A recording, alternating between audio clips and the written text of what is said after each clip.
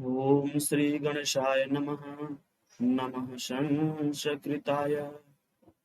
मैं प्रकाश प्रजापति वाराणसी से e learning with Durgesh में आप सभी लोगों का एक बार फिर से स्वागत करता हूं। आज हम लोग प्रारंभ करेंगे संस्कृत, और संस्कृत की पूरी एक कंप्लीट क्लास जो है यहाँ पर आप सभी लोगों को मिलने वाली है।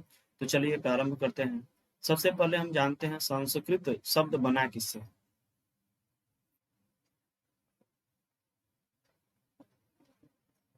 संस्कृत संस्कृत शब्द बना किससे। बहुत सारे कुछ हम यहाँ पे चर्चा एक्स्ट्रा नहीं करेंगे, सीधे सीधे पॉइंट पे ही चर्चा करेंगे। तो संस्कृत शब्द है, संस्कृत बना कैसे है। तो मैं सभी लोग बता दूं, संस्कृत में जितने भी शब्दावलियां बनती हैं उसमें कुछ न कुछ धातु होते हैं, कुछ उसके साथ में प्रत्यय लगे होते हैं, कभी कभी कुछ उपसर्ग भी लगे होते हैं। तो ये सब लग करके कोई संस्कृत में एक शब्द बनाते हैं, कोई एक पद बनाते हैं। ठीक है। तो उसमें आप लोगों को जितना अधिक से अधिक शब्दों को समझ पाए उतना आपको अच्छे समझ में आएगा कि हाँ, इस शब्द की उत्पत्ति इस तरीके से हुई है, इसका अर्थ यह हो सकता है।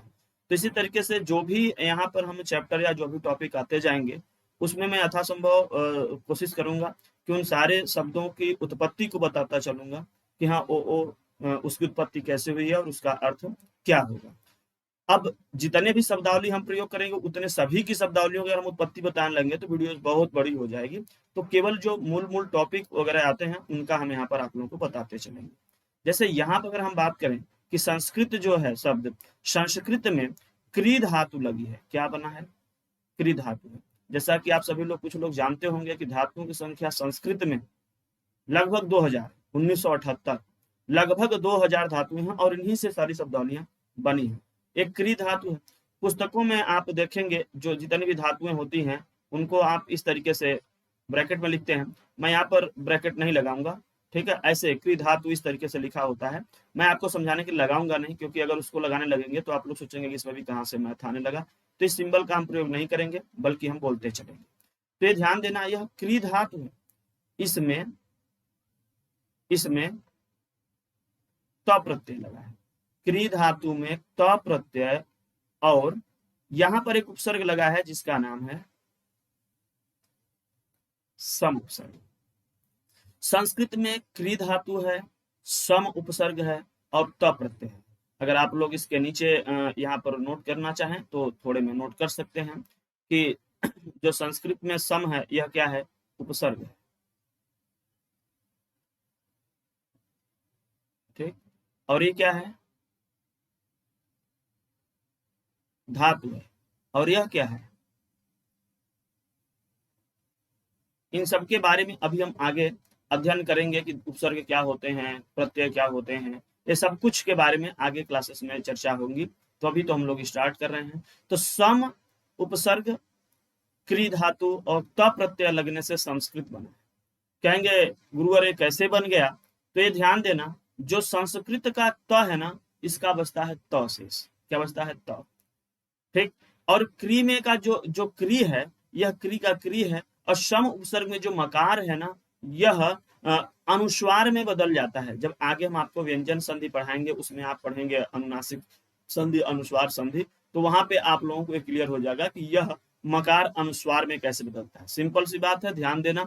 अगर मकार के बाद में कोई व्यंजन वर्ण आता है तो मकार अनुस्वार में बदल जाता है, और अगर मकार के बाद में कोई स्वर वर्ण आता है तो मकार मकार में ही रहता है। तो इन सब के बारे में हम आगे चर्चा करेंगे।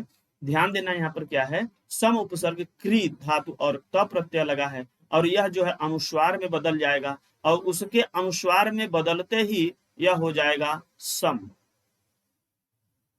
इस तरीके से। और यहाँ क्री का क्री है, और आगे हम आपको बताएंगे कि त का जो लशक तद्धिते सूत्र होता है उससे क की संज्ञा होकर तस् लोप से उसका लोप हो जाएगा। इन सभी के सूत्रों के बारे में हम आगे चर्चा करेंगे, समझाएंगे। तो यहाँ से त बचता है, जो त के रूप में भी दिखाई देता है संस्कृत है, इस तरीके से, या संस्कृत अभी आप लिखेंगे। हम यहाँ सम, यहाँ क्री, यहाँ त। बची बात यहाँ पर एक स, आधा स कहाँ गया? वो कहाँ से आएगा? तो ध्यान देना, कुछ आगम सिद्धांत होते हैं, जैसे संधि होता है, समास होता है। इसी तरीके से पाणिनि जी ने 28 सूत्र लिखे हैं किसके? आगम के। तो उसमें कुछ कुछ जो वर्ण है उसका आगम होता है। तो संस्कृत में सुट का आगम होता है। किसका आगम होता है? हम यहाँ पर लिख देते हैं सुट का आगम। कभी कभी क्वेश्चन पूछ लिया जाता है कि संस्कृत शब्द की उत्पत्ति में किसका आगम, तो यहाँ पर सुट के आगम में जो स है ना, यह बचेगा। ठीक, यह स बचेगा, यह आगम हुआ है, ध्यान देना, इसी कलर से हम लिख दिए हैं, इस स का आगम हुआ है।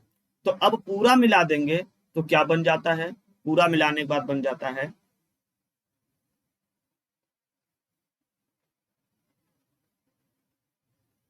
संस्कृत। क्या बन जाता है, संस्कृत। तो संस्कृत शब्द की उत्पत्ति कैसे हुई है, क्वेश्चन आएगा, आप लोग बिल्कुल बताना इसमें कौन सी उपसर्ग है, कौन सा धातु है, या कौन सा प्रत्यय है, या संस्कृत शब्द में किसका आगम हुआ है। ठीक, तो ये इतने क्वेश्चन यहाँ से बनते हैं।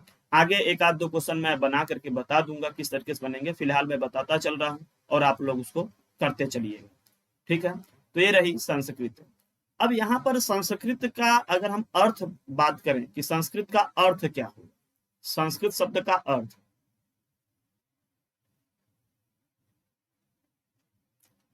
संस्कृत शब्द है जो, उसका अर्थ।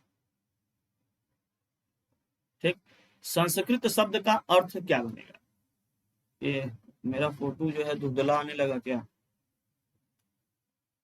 चलिए आगे वाले में हम इसको सही कर लेंगे, फिलहाल इसको हम हाइड कर दे रहे हैं। ठीक है, इसको हम हाइड कर दे रहे हैं अभी कुछ देर के लिए, आगे हम उसको सही कर लेंगे। तो संस्कृत शब्द का अर्थ क्या होगा, संस्कृत शब्द का अर्थ जो है यह होगा शुद्ध, परिष्कृत,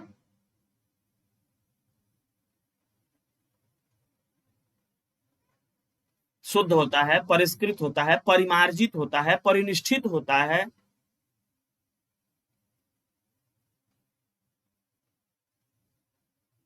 परिमार्जित, परिनिष्ठित।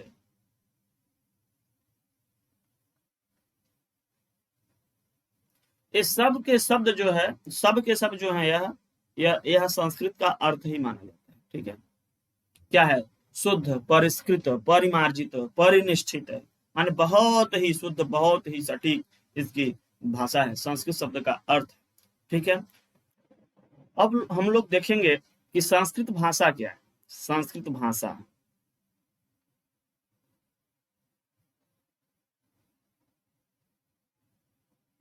संस्कृत भाषा के बारे में हम लोग बात करेंगे।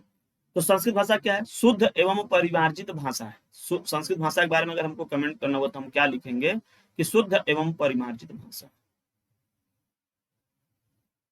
शुद्ध एवं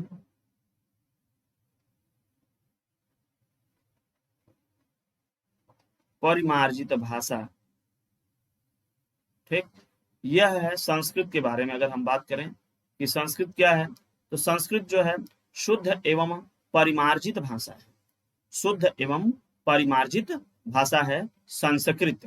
ठीक, आगे हम बात करते हैं, इसके बाद क्या आता है व्याकरण। क्या आता है, व्याकरण। तो अब हम लोग देखेंगे कि व्याकरण शब्द की उत्पत्ति कैसे हुई।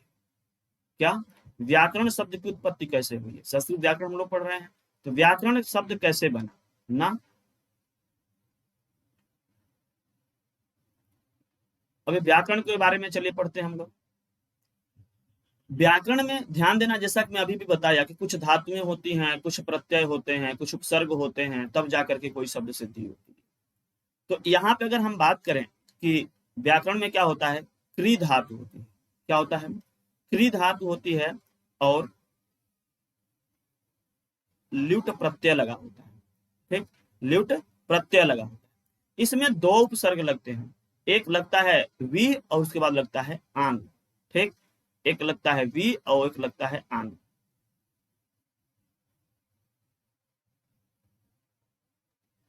अब क्या हो जाएगा, वी और आंग दो उपसर्ग हैं, क्री धातु है, ल्युट प्रत्यय है, इनके योग से व्याकरण बना। किस तरीके से बनता है, चलिए इसके बारे में भी हम लोग देख लेते हैं।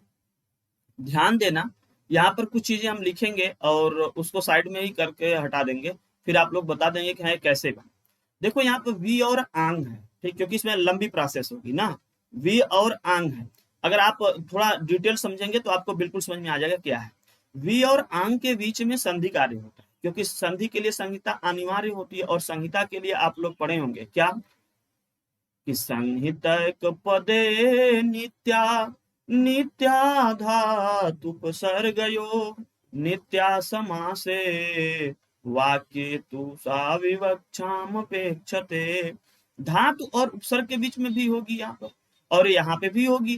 तो क्या हो जाएगा, व में अगर हम वी और आंग में अगर हम संधि कार्य करना चाहें तो किस तरीके से जाएगा, ध्यान देना। आंग का जो है अगर हम यहाँ पे ब्रेक करके लिखें और वी को ब्रेक करके लिखें तो मिलता क्या है, यहाँ पे मिल जाएगा व, और यहाँ पे ह्रस्व ई आएगा, और यहाँ पर जो आंग है ना, आंग, ठीक, आंग का यहाँ पे मिलेगा आपको आ, और ध्यान देना अंगा की इस संज्ञा करके गायब हो जाएगा, लोप हो जाएगा, खत्म हो जाएगा। व ई और आंग, और ई और आ के बीच में संधि होती है, ई को यण से यह हो जाता है, ई बदल जाएगा किसमें, य में, किसमें बदल जाएगा, य में। तो यह व आपका वैसे ही रहेगा, यह जो ई है आपका य में बदल जाएगा, यण से यवर अल में चला जाएगा। और ये ध्यान देना ई और आ, तो इसमें एक स्थान एक आदेश होगा, संधि जब हम बात करेंगे तो उसको हम डिटेल डिस्कस कर देंगे। तो यहाँ से होता है ई का यह हो जाता है, यह आ आपका यहाँ पे आ जाता है, न हम बताए उसका लोप हो जाता है, वह यह आम मिला देंगे तो हो जाता है व्या, क्या जाता है, व्या। अब यहाँ पे क्री है, यहाँ पर है ल्यूट।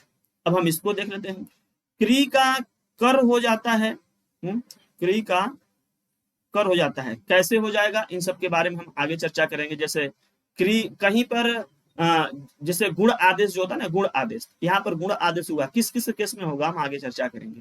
तो यहाँ क्री के री का अर्र हो गया है, गुण आदेश हो जाता है। अब यहाँ जो ल्यूट है, ये क्या है, ल्यूट एक प्रत्यय है, ल्यूट एक प्रत्यय है। और ल्यूट के बारे में जब हम पढ़ेंगे, हम लोग प्रत्यय पढ़ेंगे तो बताएंगे कि इसमें जो ल्यूट है सभी जगह पे प्रत्ययों को हम इस तरीके से लिखते हैं, ल य उ और ट, इसकी हलंत्यम से संज्ञा हो जाती है, इसकी लसक तद्धित से हो जाएगा, य और यू से बचता है यू, और एक सूत्र है युओर नाकव, क्या है, युओर नाकव सूत्र है। युओर नाकव से क्या कहा जाता है कि यू का अन और उ का अक में परिवर्तन हो जाएगा। तो यहाँ यू है तो यह किसे बदल जाएगा, अन में, और नपुंसक में बनता है अनम में लिख देते हैं, ठीक, यू से अन बनता है, अन से अनम बन जाता है। तो हम यह यहाँ पर हम आपको लिख देते हैं कि यहाँ पर बचता है पहले यू, और यू का आता है अन, ठीक, अन। और यही अन जो है अगर आप इस तरीके से लिखें तो अन होगा, व्याकरण न बनेगा, और यह न जो है णकार में बदल जाता है तो हो जाता है व्याकरण, और व्याकरणम बनाना होगा तो यहाँ से अनम कर देंगे तो हो जाएगा वहां पर व्याकरणम। तो यहाँ पे क्या हो गया, व्याकरण, क्या बनता है, व्याकरण। यहाँ हलंत नहीं बनता है क्योंकि वो अन और अ क वो पूरा बनता है, ठीक, यू वो र ना कौ, तो ओ पूरा का पूरा ही बनता है। ऐसे यहाँ पे अगर अ न म इस तरीके से करेंगे तो अन व्याकरण, और फिर क्या बन जाता है, व्याकरण, क्या हो जाएगा, न का ड़ हो जाता है तो हो जाता है आपका व्याकरण, ठीक है, व्याकरण। तो इस तरीके से यह नकार नकार में हुआ, ध्यान देना, नकार जैसे रामेण बालके न, तो उस सबके केस में किस तरीके से बदलेगा, ये जब नकार नकार नकार नकार की जो स्थिति हम बात करेंगे तो वहां पे चर्चा कर लेंगे। तो यह रहा आपको, आप कहेंगे सर यहाँ पे दिखा नहीं थोड़ा, तो आप इसको इस साइड में कर लो तो ये क्लियर हो जाएगा। थोड़ा सा मैं एक बार फिर से उसको डिस्कस कर ले रहा हूँ। यह ल्यूट का है, तो ल्यूट को अगर आप ब्रेक करते हो तो ल य उ ट होता है जो वर्ण विच्छेद होता है। तो अभी हम वर्णमाला बात करेंगे, व्याकरण वगैरह के बाद में हम वर्णमाला भी बात करेंगे। तो लशक को तद्धित सहित संज्ञा इसकी होती है, या अभी आप लोग सूत्र नहीं जानते होंगे इसलिए मैं इस पे ज्यादा डिटेल नहीं कर रहा हूँ। तो यह यू से यू हो जाता है, यू और अना को सूत्र लगता है अन बन जाता है उससे। इन सब के बारे में हम चर्चा करेंगे आगे, संधि जब कार्य बताएंगे, संधि कार्य बताने लगेंगे तो वहां पर हम चर्चा इसकी करेंगे। तो ये रहा व्याकरण, व्याकरण कैसे बना, व्याकरण शब्द की उत्पत्ति कैसे हुई, इन सब के बारे में आप लोग यहाँ पर देखें। व्याकरण की परिभाषा के लिए अगर हम बात करें तो कहते हैं व्यक्रियंते व्युत्पाद्यन्ते अनेन इति व्याकरणम। क्या बोल रहे हैं, व्यक्रियंते व्युत्पाद्यन्ते अनेन इति व्याकरणम, लिख देते हैं हम आप लोगों के सुविधा के लिए, ध्यान से देखना। व्यक्रियंते,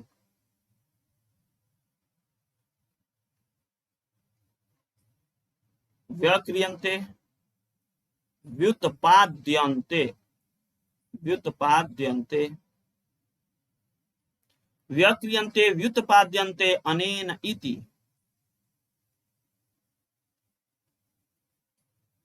अनेन इति व्याकरणम। अब आगे जगह पे तो है, देखें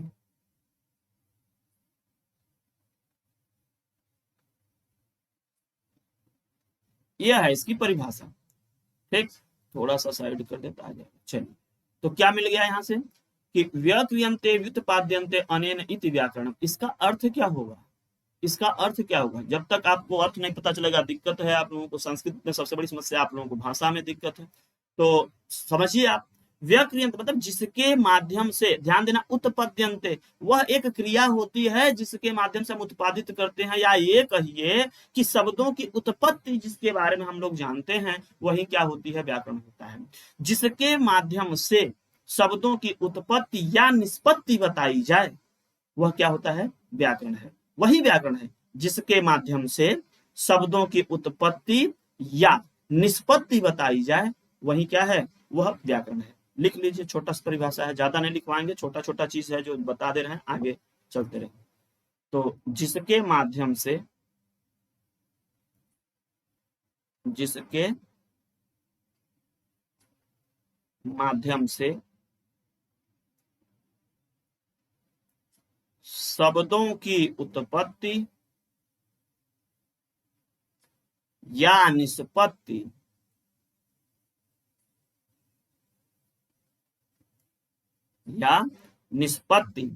बताई जाए,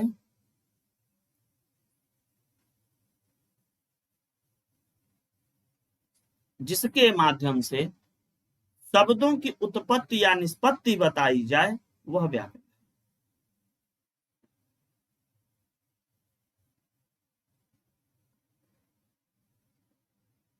छोटे में बस आप इतना नोट कर लीजिए, ज्यादा नहीं नोट करवाएंगे। व्याक्रियन्ते व्युत्पाद्यन्ते अनेन इति व्याकरण। इस जिसके माध्यम से शब्दों की उत्पत्ति या निष्पत्ति बताई जाए वह क्या होता है? वह व्याकरण है। और आप लोग यहाँ पर, हम लोग व्याकरण पढ़ रहे हैं, ध्यान देना, जो ये व्याकरण पढ़ रहे हैं ये वास्तव में दो तरीके होता है। एक होता है वैदिक व्याकरण, एक होता है लौकिक व्याकरण। तो जो वेदों के लिए प्रयोग होती है वो हम लोग यहाँ पर नहीं करने वाले हैं। यहाँ पे हम लोग लौकिक व्याकरण करेंगे। और हम आपको बता दें कि आगामी जितनी परीक्षाएं होती है सब में लौकिक व्याकरण से ही प्रश्न पूछे जाते हैं। ठीक है, तो वैसे ही साहित्य भी होता है, एक होता है लौकिक साहित्य, एक होता है आपका वैदिक साहित्य। वैदिक साहित्य को अभी आप रोकेंगे, वो बड़ी परीक्षाओं में काम देता है। यहाँ पे आप क्या करेंगे? लौकिक साहित्य के बारे में। तो फिलहाल साहित्य से क्वेश्चन कम बनता है, जिसमें जरूरत पड़ेगी मैं साहित्य का कुछ अलग से वीडियोस बना करके दे दूंगा, आप लोग उसको पढ़ लीजिएगा। तो यहाँ क्या है? जिसके माध्यम से शब्दों की उत्पत्ति या निष्पत्ति बताई जाए वह क्या है? व्याकरण है। व्याकरण का कुछ अन्य नाम भी है। व्याकरण का अन्य नाम, क्वेश्चन जिस तरीके से देखो बनता है उसी तरीके से हम यहाँ पर लिख रहे हैं। व्याकरण के अन्य नाम, व्याकरण के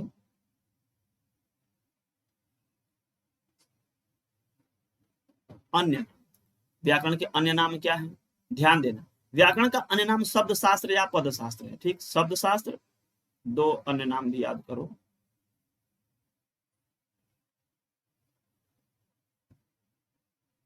शब्द शास्त्र कहिए या इसी को कह सकते हैं आप पद शास्त्र।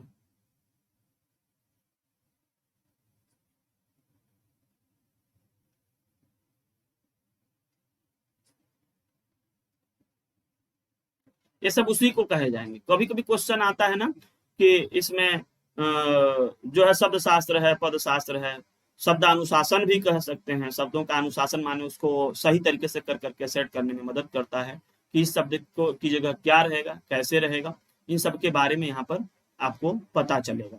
ठीक है, तो यह रहा शब्द शास्त्र या पद शास्त्र। ये हुआ व्याकरण क्या है, व्याकरण का अर्थ क्या है, व्याकरण के नाम क्या है, व्याकरण शब्द की उत्पत्ति कैसे हुई है।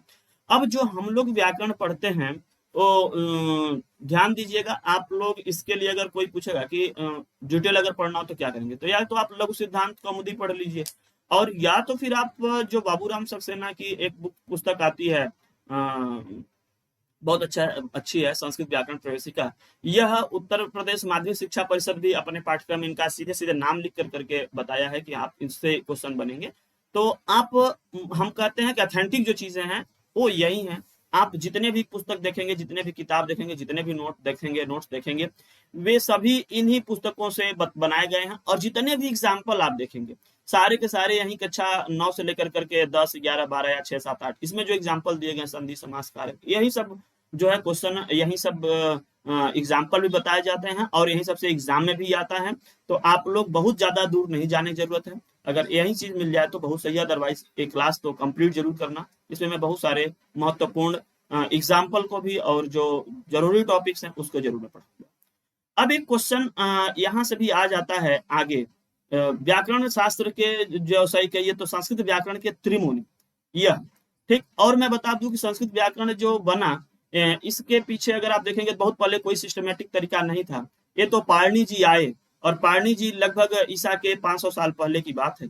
जब वो आए तो उन्होंने इसको बहुत सटीक तरीके से, बहुत एक सीरियल या क्रमबद्ध तरीके से कहिए कर दिए, ठीक। और अभी उसकी क्लास हम वर्णमाला लेंगे, माहेश्वर सूत्र की जब चर्चा करेंगे तो उसमें भी मैं बताऊंगा।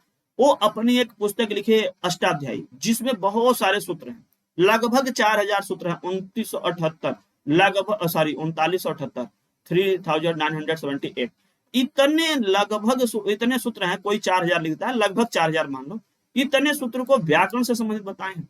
और उसमें भी मैं बता दूं कि प्रत्यय पे बहुत सारे, लगभग 3 अध्याय वो प्रत्ययों पे चर्चा किए हैं। तो कुल 8 अध्याय में अष्टाध्याय लिखी गई है। कई बार आप लोग जानते हैं संस्कृत पढ़ रहे हो और उनको ना जाने तो व्यर्थ है, संस्कृत साहित्य पढ़ रहे हो कालिदास जी को ना पढ़े तो भी व्यर्थ है। तो मतलब एक क्वेश्चन आएगा तो कालिदास से ऐसे ही पक्के आते हैं। तो संस्कृत व्याकरण के बारे में, जब संस्कृत के व्याकरण जब लिखी गई सिस्टमेटिक तरीके से उन्होंने बनाया, अष्टाध्यायी लिखा, उसके बाद में करीब 100 साल बाद में कात्यायन जी आए, तो वरुचि जी का भी नाम सुने होंगे। उन्होंने उसमें कुछ चीजें जो छूट गई थी या जिनको जो समय बदलने के बाद में, समय के साथ में जो चीजें और आवश्यक पड़ी, उससे संबंधित कुछ उसमें वार्तिक डाल दिए, उसमें वार्तिक डाल दिए, एक सेकंड, उसमें वार्तिक डाल दिए। और उसके बाद में फिर बहुत दिनों के बाद में, फिर लगभग सैकड़ों साल बीता, 100 साल बीता, फिर उसके बाद में पतंजलि जी आए और फिर उन्होंने उस पर एक भाष्य लिखा, विस्तृत भाष्य जिसको हम लोग कहते हैं। तो ये सब सारे सिस्टम, तो ये 3 लोग मिल कर करके क्या किए, पूरे व्याकरण को बहुत सटीक तरीके से कर दिए, जिसको हम लोग आज इस तरीके से पढ़ पा रहे हैं। और लघु सिद्धांत कौमुदी लिखी गई और फिर तमाम किताबें, प्रवेशिका वगैरह, बहुत सारी चीजें। तो उसमें सारी चीजों को तो नहीं पढ़ेंगे, लेकिन उसके बारे में थोड़ी सी जानकारी तो रखेंगे। जो जो आज के समय में चल रहा है, जो हम लोग पढ़ रहे हैं, जो समझ रहे हैं, वो उसके बारे में हम लोग पूरे डिटेल में पढ़ेंगे। लेकिन कम से कम अष्टाध्यायी या फिर जो संबंधित क्वेश्चन बनते हैं, त्रिमुनि कौन है, इनके बारे में हम जान जाते हैं। 1-2 बार क्वेश्चन इससे बने हैं। तो हम यहाँ पर लिखना चाहेंगे व्याकरण शास्त्र के त्रिमुनि या संस्कृत व्याकरण के त्रिमुनि।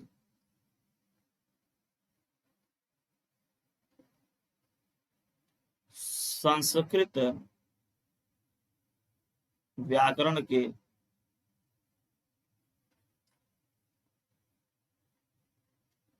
त्रिमुनि। अब त्रिमुनि मतलब 3 मुनि यहाँ पे हैं। संस्कृत व्याकरण शास्त्र में 3 मुनियों के बारे में यहाँ चर्चा की जाती है।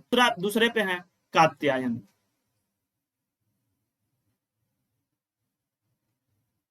इन्हीं का नाम है वररुचि, ठीक, कात्यायन या वररुचि। उसके बाद ये जो तीसरे मुनि हैं वो है पतंजलि, ठीक, पतंजलि। तो यह हो गया ना। और इन सब के बारे में अगर थोड़ा थोड़ा अगर हम लोग जाने तो क्या है, पाणिनि जी बहुत सारा सूत्र लिखे, इसलिए इनको सूत्रकार भी कहा जाता है। और इन्हीं सूत्रों पर वरुचि जी क्या किए, वार्तिक लिखे, इसलिए इनको क्या कहा गया, वार्तिककार। क्या लिखे हैं ये, वार्तिक लिखे हैं ना। तो चलो पहले आप लिख लो कि वार्तिक लिखे, इसलिए यह क्या कहे गए, वार्तिककार।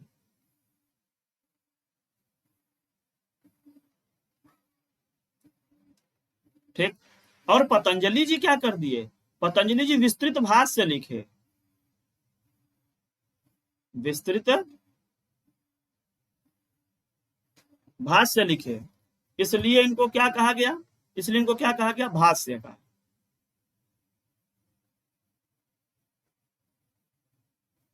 इसलिए क्या कहा गया, भाष्यकार। और ये जो विस्तृत भाष्य है उसका नाम है महाभाष्य। जिसमें जिसमें 84 आणविक हैं, 84 आणविक हैं। ठीक, जैसे श्लोक होते हैं ना, उसी तरीके से यह होता है, 84 आणविक है। इसके बाद एक नाम और आता है जो त्रिमुनि में तो नहीं गिना जाता है, लेकिन उसको हम लोगों को पढ़ लेना चाहिए उनको। एक नाम है बहुत बढ़िया, ये भी काम किए, भट्टोजी दीक्षित। ठीक, भट्टोजी दीक्षित।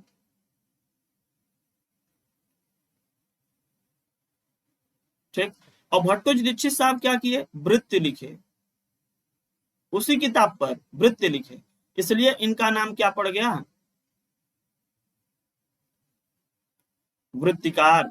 ठीक, और एक सिद्धांत कौमुदी जो पुस्तक है, इनसे संबंधित है, ध्यान देना।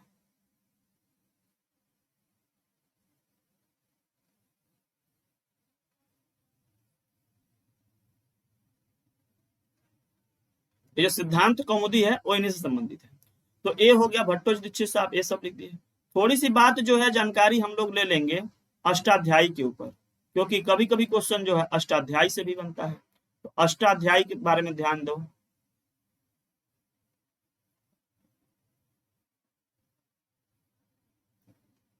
ये अष्टाध्यायी के रचनाकार कौन है, महर्षि पाणिनि।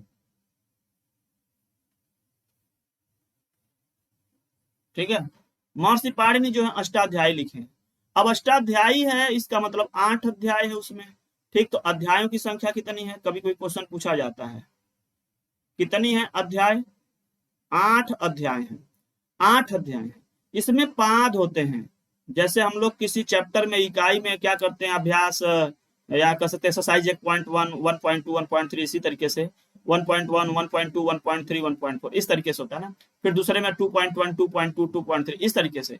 तो ऐसे ही अध्याय के अंदर पाद होते हैं, और एक एक अध्याय में कुल 4 पाद हैं। तो कुल 8 अध्यायों में कितने हो जाएंगे, 8 अध्याय हो जाएंगे, 8 चौके 32। तो कभी कभी क्वेश्चन आ जाता है कि अष्टाध्याय में कुल कितने पाद हैं, तो कितना हो जाएगा, 32 पाद। इसमें सूत्र कितने हैं, सभी में सूत्र लिखे गए हैं, सभी पादों में क्या है, सूत्र लिखे गए हैं। जिससे क्वेश्चन होता है हर एक प्रश्नावली में, उसी तरीके सूत्र होते हैं। यहाँ बहुत सारे सूत्र लिखे गए हैं, और यह सूत्र है मान लीजिए 3978। ये लगभग कई किताबों में लिखा होगा 4000, थोड़ा सा कम या थोड़ा सा अधिक। सभी में ध्यान देना, एक एक अध्याय में 4 पाद होते हैं, प्रत्येक अध्याय में 4 पाद, इसलिए ऐसे हो जाते हैं। इसमें जो प्रथम सूत्र आता है, जो प्रथम सूत्र है,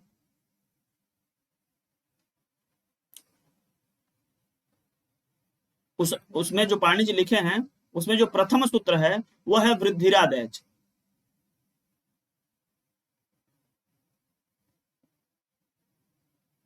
माने किसकी वृद्धि संज्ञा होती है उसके बारे में बताया गया है। और यहाँ पर एक नंबर डाला जाता है, अगर आप लोग अष्टाध्यायी में मूल देखे होंगे तो यहाँ पे एक नंबर होता है, किसी किताब में लिखा होता है, तो ये हो जाता है वृद्धिरादैच। अभी बताते हैं नंबर क्या है। फिर यहाँ पर क्या है, अंतिम सूत्र।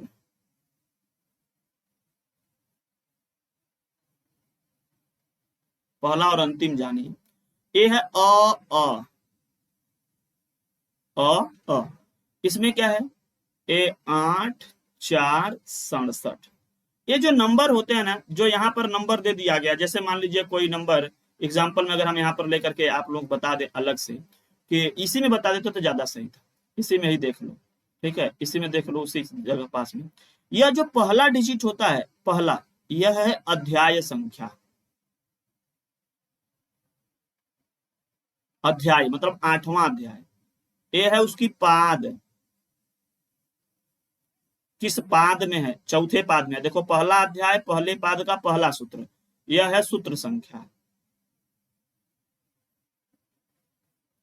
ये क्या है, सूत्र संख्या। ठीक है,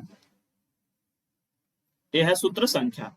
तो अगर आप ध्यान से देखें तो यह जो डिटेल हमको डाटा यहां से मिला, एक तो मिला अध्याय, एक मिला यहाँ पर पाद, और दूसरा मिला सूत्र संख्या। प्रथम सूत्र में क्या हो जाएगा आपका, यहाँ से पहला अध्याय का पहला पाद का पहला सूत्र। यह क्या है आपका, यह है 8वां अध्याय का, किसका, 8वां अध्याय का चौथा पाद का 67वां सूत्र। अच्छा, सभी में जो है जरूरी नहीं है कि सूत्रों की संख्या समान हो, वो कम या अधिक हो सकते हैं। जैसे किसी एक प्रश्नावली में क्वेश्चन की संख्या कम या अधिक होती है, उसी तरीके से यहाँ पर भी हो सकता है। अब आगे हम आप लोगों से चर्चा करेंगे वर्णमाला पे। इससे संबंधित कुछ क्वेश्चन भी आप लोग करिएगा, हम भी करवा देंगे। और अब हम मिलेंगे दूसरे वाले सेशन में, नेक्स्ट वाले वीडियो में आप देखिए हम चर्चा करेंगे वर्णमाला।